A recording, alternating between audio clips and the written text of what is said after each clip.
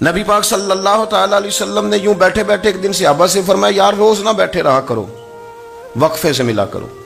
کچھ لوگ زیادہ ساتھ رہنے لگتے ہیں تو ادب نہیں نہ رہتا، ان کو احساس نہیں ہوتا کہ میں کیا کر رہا ہوں۔ تو نبی کریم صلی اللہ تعالیٰ علیہ وسلم نے صحابہ کے مجمع پہ نظر ڈال کے فرمایا، حضور فرمانے لگے روز نہ ملا کرو، وقفے سے ملنے سے محبت بڑھتی ہے۔ حضرت صدیق اکبر بھی مجمع میں بیٹھے تھے، وہ بھی 3 نمازوں میں نہ آئے تو پیچھے ہی نماز پڑھ کے چلے گئے۔ ایک روایت عصر مغرب عشاء اور دوسری جگہ لکھا کہ نہیں ظہر عصر مغرب تھی، پیچھے نماز پڑھی چلے گئے، پھر عصر پڑھی چلے گئے، پھر مغرب پڑھی، اور حضور نے زور کے بعد حضرت انس بن مالک سے پوچھا ابو بکر نہیں آئے؟ پھر عصر کے بعد پوچھا ابو بکر نہیں آئے؟ پھر مغرب کے بعد پوچھا ابو بکر نہیں آئے؟ تو حضرت انس بن مالک کہتے ہیں میں بھی حیران تھا کہ وہ نماز تو پڑھ کے گئے ہیں، اور حضور کا طریقہ تھا کہ سلام پھیر کے پیچھے دیکھتے تھے، تو حضور نے دیکھ لیا، پھر بھی 3 دفعہ پوچھا کہ وہ آئے نہیں؟ سمجھے میری بات کو؟ حضور فرما رہے ہیں نماز پڑھنے تو ساری دنیا ہی آتی ہے، وہ تو اسپیشل آیا کرتا تھا، وہ آیا نہیں؟ آئے نہیں جناب صدیق اکبر؟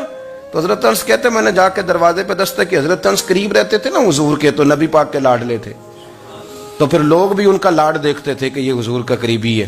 تو کہتے ہیں میں نے دروازے پہ دستک دی تو حضرت ابو بکر صدیق فرمانے لگے کیسے آئے ہو؟ میں نے کہا یار آپ چنگے سیانے بندے، حضور نے 3 دفعہ پوچھا ہے، 3 دفعہ پوچھا ہے۔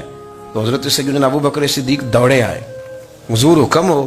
تو نبی کریم نے فرمایا یار سارا دن تو نظر ہی نہیں آیا، تو کدھر تھا تو؟ سارا دن ملا ہی نہیں۔ اللہ کرے آپ کے اس جملے کے حسن کی سمجھ آئے۔ آپ دیکھیں جو چاشنی یہاں ٹپک رہی ہے، جو وقار یہاں ٹپک رہا ہے، ذرا اس کا مزاج تو دیکھیں، اور یار تو نظر ہی نہیں آیا سارا دن۔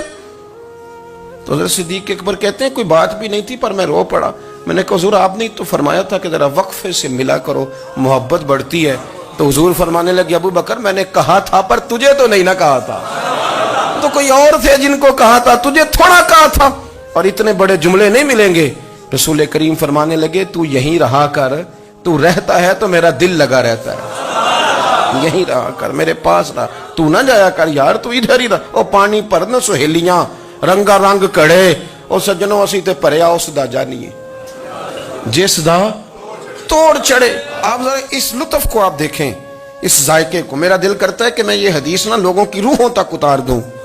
حضور فرماتے ہیں میں نے جس کے سامنے دین پیش کیا اس نے دلیل مانگی، وہ بھی کوئی اپنا ہے جو اپنوں سے دلیلیں مانگے، وضاحتیں مانگے، یہ کیسے تھا تو وہ کیسے تھا، تو یہ چیز کدھر سے آئی تو وہ کدھر گئی۔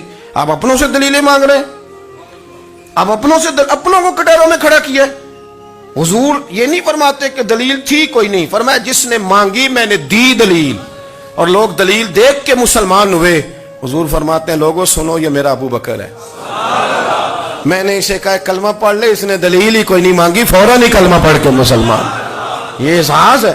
یہاں تو تھک گئے لوگ اپنوں کو دلیلیں دیتے، وہ جی ویسے کیسے تھا، تو ایک بندہ یہ کہہ رہا تھا تو دوسرا کہنے دے جو دنیا کہتی ہے، تو اپنی بات کر، تو بتا تو کیا کہتا ہے، اپنی رائے بیان کر، تیرا نظریہ کیا ہے، تیرا ذوق کیا، تو چھوڑ لوگ کیا کہتے ہیں، اپنی بات کر۔ اگر ابو بکر صدیق لوگوں کے کہنوں پہ چلتے تو مکہ تو سارا کچھ اور کہہ رہا تھا، اس وقت تو کچھ تھا ہی نہیں جو کہتا کہ نہیں تو ٹھیک چل رہا ہے، دنیا ساری کچھ اور کہہ رہی تھی، لیکن صدیق اکبر کہہ رہے تھے نہیں نہیں، سچ وہ ہے جو مدینے والے رسول فرماتے ہیں، سچ وہ ہے جو میرے آقا نے فرمایا ہے۔ اپنی زندگی میں انہوں نے بتایا لوگوں کو کہ دین کا مزہ لینا ہے تو پھر ذرا غلامی کر کے آتا ہے، پھر ذرا پورا پیار کر کے آتا ہے، پھر پوری محبت دے کے پھر غلامی کا مزہ